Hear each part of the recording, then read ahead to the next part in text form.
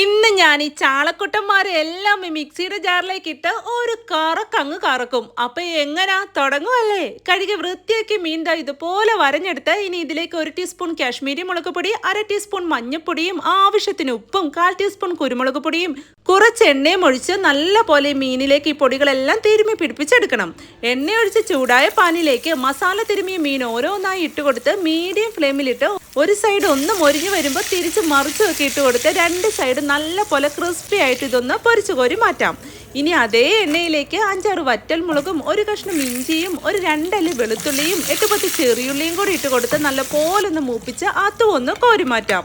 മിക്സിയുടെ ജാറിലേക്ക് പൊരിച്ചെടുത്ത മീനും എണ്ണയിൽ മൂപ്പിച്ചെടുത്ത ഉള്ളിയും മുളകും മിക്സും ചേർത്ത് ചെറിയൊരു കഷ്ണം പുളിയും, ഒരു പിടി തേങ്ങായും, ആവശ്യത്തിന് ഉപ്പും, കുറച്ച് കറിവേപ്പിലയും ചേർത്ത് പൾസ് മോഡിലിട്ട് നല്ല പോലെ അരച്ചെടുത്താൽ മത്തി ചമ്മന്തി റെഡി. മറക്കാൻ എടുക്കുന്ന മീനിനെ ഒരു 2 എണ്ണയിലും മാറ്റി വെച്ചിട്ട് ഇങ്ങനെ ഒന്ന് ഉണ്ടാക്കി നോക്കണേ. അത്രയ്ക്ക് അടിപൊളിയാണ്. ചോറിൻ്റെ ഒപ്പം ഇതുപോലെ കുഴച്ച് കഴിക്കാനൊക്കെ സൂപ്പറാണ്. അപ്പോൾ എങ്ങനെ ഒന്ന് ട്രൈ ചെയ്ത് നോക്കുമല്ലേ? അപ്പോൾ ഇതുപോലുള്ള വീഡിയോസിന് എസ് എന്ന് കമൻറ്റ് ഇടുക. കൂടാതെ ഈ പേജ് ഒന്ന് ഫോളോ ചെയ്യാനും ലൈക്ക് ചെയ്യാനും മറക്കല്ലേ. അപ്പോൾ ഓക്കെ, ബൈ.